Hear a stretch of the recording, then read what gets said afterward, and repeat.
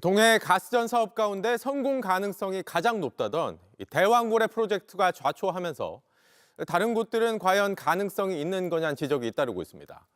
최근엔 51억 배럴 가능성이 있다는 마귀성어란 곳도 등장했는데 이곳 역시 미국 업체 액트지오가 분석했습니다.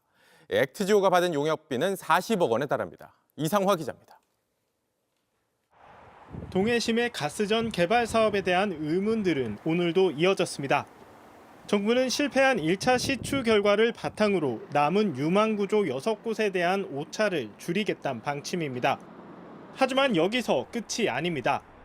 1차 시추 중간 결과 발표 며칠 전 울릉 분지인 6-1 광구 남쪽 부분에서 새로운 유망구조 14곳의 자원 매장 가능성이 알려진 겁니다.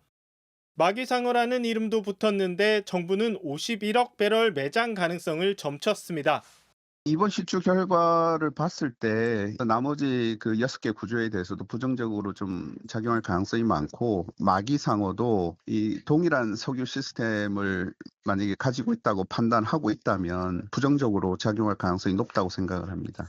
이곳을 분석한 곳 역시 대왕고래를 맡았던 미국 업체 액트지오입니다.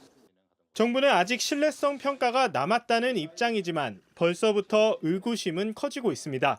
심해 지역에 경험이 많지 않기 때문에 심해 지역의 최고 기술 전문 업체인 액트지오를 찾아서 기술 의뢰를 맡겼던 것이고요. 여러 업체에 맡기지 않는 이유는 그 기밀 유지 때문입니다.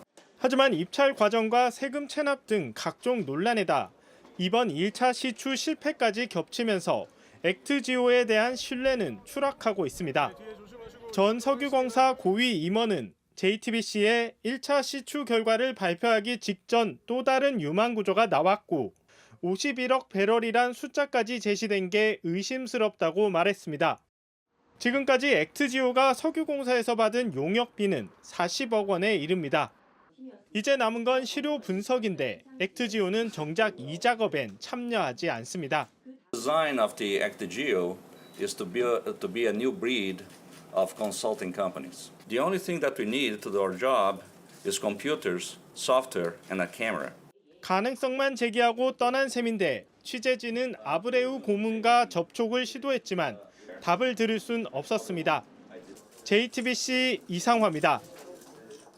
시청자들이 특히 의문을 갖는 부분이 이 부분일 것 같습니다. 내가 낸 세금, 우리의 나라 돈이 어떤 방식으로 예산으로 투입이 돼서 실제로 쓰였느냐라는 점인데 이동학 의원께 좀 짚어주기를 부탁을 드리겠습니다. 지금 대왕고래 프로젝트에 대해서 1차 그러니까 한 번 탐사 시추할 때마다 1,000억 원이 든다. 그렇습니다. 이게 대통령의 발표 내용이었고요.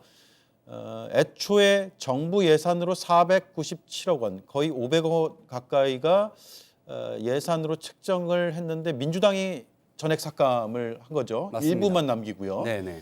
석유공사 자금은 500억 원이 투입이 됐고 이걸 보면 예산을 삭감 안 했다면 성공할 수 있었겠느냐라는 생각도 들고 뒤집어 얘기하면 예산을 삭감하지 않아서 더 많이 투입했으면 그만큼 많은 예산을 낭비라는 표현을 뭐 할 수 있다면 낭비하지 않았을까라는 생각도 드는데 어떻게 봐야 됩니까? 그러니까 지금 수준에서는 전 낭비 가능성이 훨씬 더 크다고 보고 앞으로도 이 사업을 지금 여당과 산자부 그리고 석유공사에서도 계속해서 마치 할 것처럼 지금 얘기를 하고 있거든요. 예. 그런 차원에서 국가 차원의 돈이 들어가는 것은 정말 심사숙고해야 된다라는 말씀을 좀 드리고 싶습니다. 지난해 12월에 예산 심사할 때 505억 2천만 원을 정부로부터 신청을 했어요. 정부가요. 그래서 민주당이 98%, 약 8억여 원을 남기고 전액 다 삭감을 했습니다. 예. 왜 그러냐면 정부가 들었던 근거가 너무나 터무니가 없었어요. 일단 외국인 한 명이 딱 등장을 해가지고 그 사람이 대한민국 국민들을 향해서 내가 설득시키러 왔다라고 해서 공항 오자마자 기자회견을 막 합니다. 아브레우 고문이죠. 맞습니다. 그분이 딱 와가지고 어떻게 이 연구를 했고 그 연구를 통해서 어떠한 자료를 얻었다라고 얘기를 하는데 이것이 확신이 별로 없었어요. 왜냐하면 그 뒤로 여러 방송사들에서 기자들이 팔로우를 했지 않습니까? 그러면 아브레오 고문이 가지고 있는 이 사업자 등록부터 시작해서 사업자 등록이 본인의 집으로 등록이 돼 있었던 겁니다. 예. 텍사스. 예, 그 텍사스 직접 찾아가 봤더니 아브레오 고문은 없고 다른 사람이 또 새들어 살고 있어요.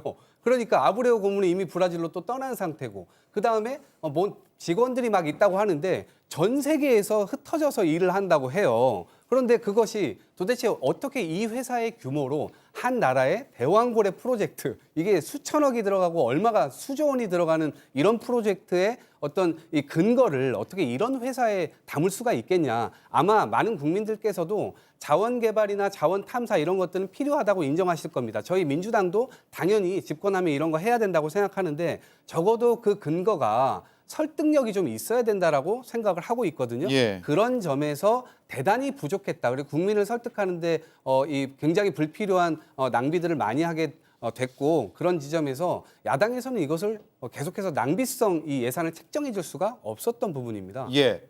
자, 이것을 기회비용으로 봐야 할 것이냐, 낭비로 봐야 할 것이냐, 국부 유출로 봐야 할 것이냐는 것은 앞으로 계속 토론이 이루어질 것 같습니다. 한가선 의원님. 네. 보도에 따르면 아브레오 고문이 용역료로 40억 원을 받고 돌아갔다. 네.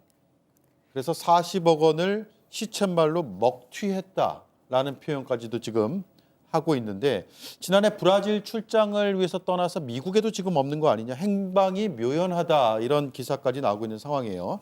아브레오의 입장도 우리가 뭐 직접 들을 수는 없겠지만 본인이 뭔가 우리 정부를 통해서 입장 표명을 해야 되는 거 아니겠습니까?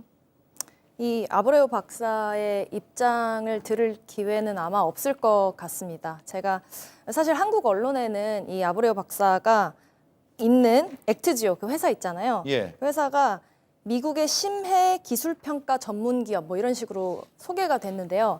제가 액트지오 사이트를 실제로 들어가 봤거든요. 예. 정말 심각해요. 무슨 동네 학원 홍보 사이트처럼 만들어놨어요. 예. 저는 처음에 제가 어떤 유사 이름의 사이트를 잘못 들어간 줄 알았거든요. 근데 정말 무슨 블로그 형태로 되어 있고 이 아브레오 박사의 이름이 걸려 있는데 그게 뭐라고 되어 있냐면은 지오사이언스 그러니까 지구과학이죠. 지구과학 트레이닝 앤 컨설팅 이렇게 걸려 있어요. 예. 그리고 제가 링크드인 그 페이지까지 들어가 봤는데 실제로 5명이 활동하는 것처럼 보이고 메인으로 하는 활동이 무슨 지구과학 지질학에 대한 수업을 메인으로 예. 하는 것처럼 보이거든요. 예. 교육업도 하는 것으로 알려져 있죠. 네.